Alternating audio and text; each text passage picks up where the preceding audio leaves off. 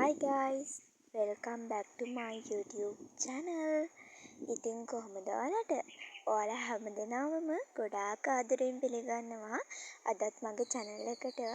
ඉතින් ඔන්න අද මම ඔයාලත් එක්ක share කරගන්නේ මම නොයවසිල්ලෙම හිටපු දෙයක්. ඒ තමයි trip එක.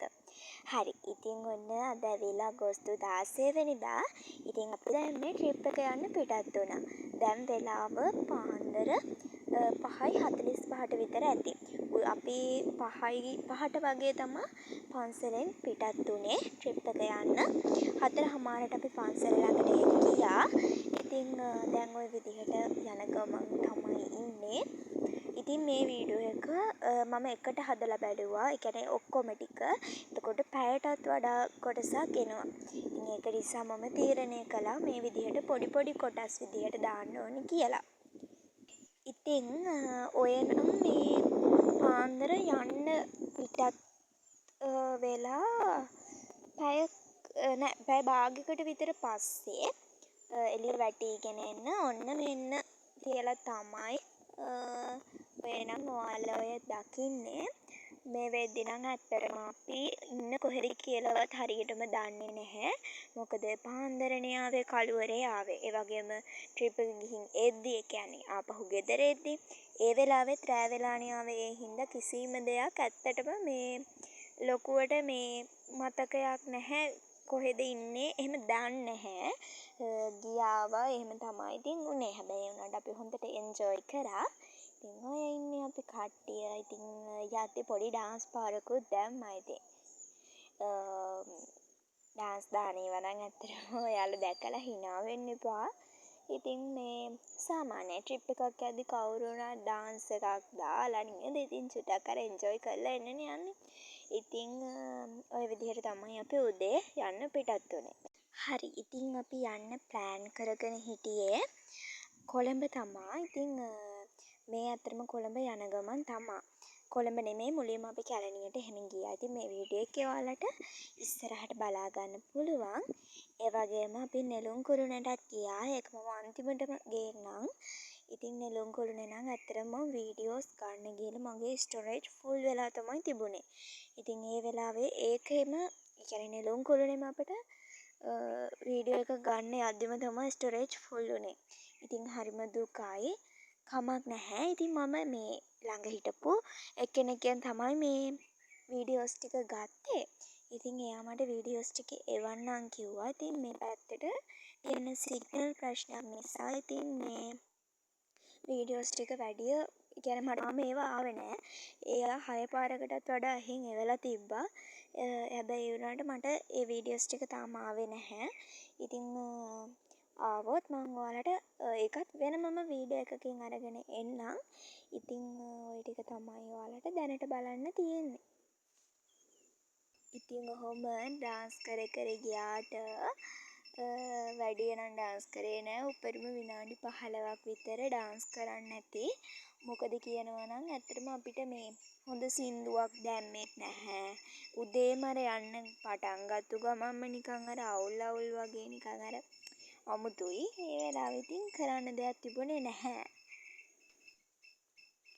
ඉතින් ඔය නම් ඔන්න උදේ වෙලා මේ වීඩියෝ ක්ලිප් එක ගත්තේ නම් මගේ යාළුවා. ඉතින් එයාට පොඩ්ඩක් මේ පැටලිලා පැත්ත. ඉතින් ඒක නිසා වැඩිය ගණන් ගන්න එපා. කමක් නැහැ. ඔන්න ඔය විදිහට තමයි තියෙන්නේ. මං ගන්න කියපු විදිහට නෙවෙයි එයා ඔය ටික අරගෙන තියෙන්නේ. එයා මුලින්ම ඒ ටික මේ දන්නේ නැතුව තමයි මේ අරගෙන තියෙන්නේ. මම කිව්වේ අර සාමාන්‍ය අපි වීඩියෝ කරන පැත්තට ගන්න කියලා. හැබැයි උනාට එයාට ඒක ගන්න බැරි වෙලා. ඒ කියන්නේ මුලින්ම මං කියන්න කලින් තමයි ඒ හිතලා හොරෙන් වීඩියෝ ටික අරගෙන තියෙන්නේ.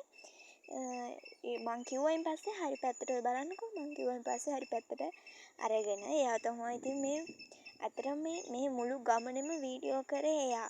කියන්නේ එයා ඉල්ලගෙන වීඩියෝ කරා. ඉතින් මමත් දුන්නා. ඉතින් ලස්සනට වීඩියෝ කරා. දැන් නම් ඉන්න තැන කොහෙද කියලා දන්නේ නැහැ. අපි යනවා. ඉතින් ඔය ටවුන් වලට එහෙම ගියපුවම බෝඩ් එහෙම පේනවනේ. ඉතින් බෝඩ් බලා තමයි ඉතින් අපි කොහෙද කියලා හොයාගන්නේ. ඔය ඉතින් ආයෙත් එළිය වැටිලා ආයෙත් ඩාන්ස් කරනවා.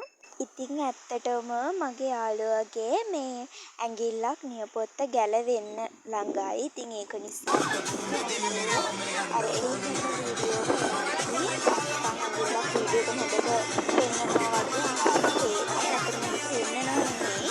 එයාගේ අත ටිකක් තුවාල වෙලා ඉතින් ඒක නිසා තමයි ඇඟිල්ලේ තියෙන්නේ.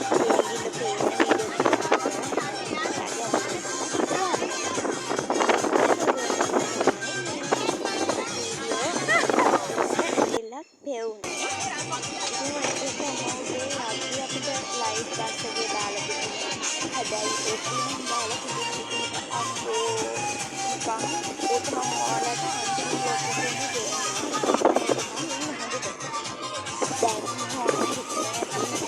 vlogs ගේන්නේ නැහැ. හැම වෙලේම ඇවිදිනවමයි කරන්නේ. සෙල්ලම් කරනවමයි නිකන් ඔහේ දවස ගෙවනවමයි. එහෙම කියලා හිතනවා ඇති. ඇත්තටම මම හිතුවා මේ නිවාඩු මාසේ පළවෙනි සතිය පොඩ්ඩක් රෙස්ට් එකක් අරගෙන ඊළඟ සතියේ ඉඳන් මගේ වැඩ ටික පටන් ගන්න ඕනේ කියලා. ඉතින් එතකොට මම ඔයාලට අනිවාර්යයෙන්ම මම කොහොමද ඒ වැඩ ටික පටන් ගත්තේ? ඉතින් කොහොමද ඒ වැඩ ටික පටන් අරගෙන මම ඉස්සරහට කරගෙන ගියේ කියලා අනිවාර්යයෙන්ම කියන්නම්.